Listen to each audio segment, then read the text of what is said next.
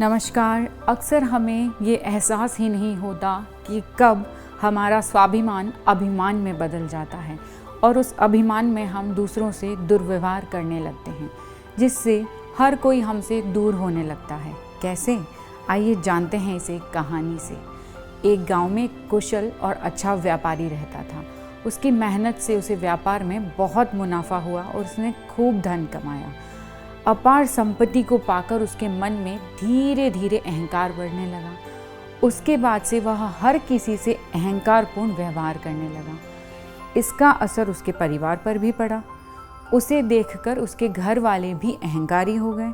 देखते ही देखते घर के सभी सदस्य इतने अहंकारी हो गए कि उनमें आपस में झगड़े होने लगे और घर का पूरा वातावरण खराब हो गया। इससे अब वह व्यापारी दुखी रहने लगा। उसे समझ नहीं आ रहा था कि घर का माहौल कैसे अच्छा करे और ये माहौल क्यों हो रहा है। एक दिन गांव में एक साधु आए। वह व्यापारी उन साधु से मिलने गया और घर की सारी बात बताई और अंत में कहा, हे साधु महाराज, मेरे घर का वातावरण बहुत खराब हो चुका है। कोई भी एक दूसरे से सही से व्यवहार नहीं करता है। मैं इन सब से बहुत परेशान हो चुका हूँ, इसलिए मैं अब यह सब मोह माया छोड़कर संन्यास लेना चाहता हूँ। तब साधु ने मुस्कुराते हुए कहा, संन्यास तुम्हारी समस्या का हल नहीं है। तुम्हें केवल एक ही काम करना है।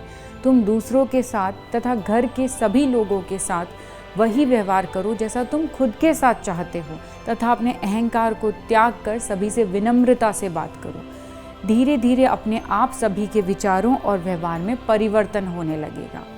व्यापारी ने साधु की दी हुई सीख को अपनाया, जिससे धीरे धीरे उसके आसपास का वातावरण बदलने लगा और उसने ये जाना कि विनम्रता से सबको अपने पक्ष में किया जा सकता है।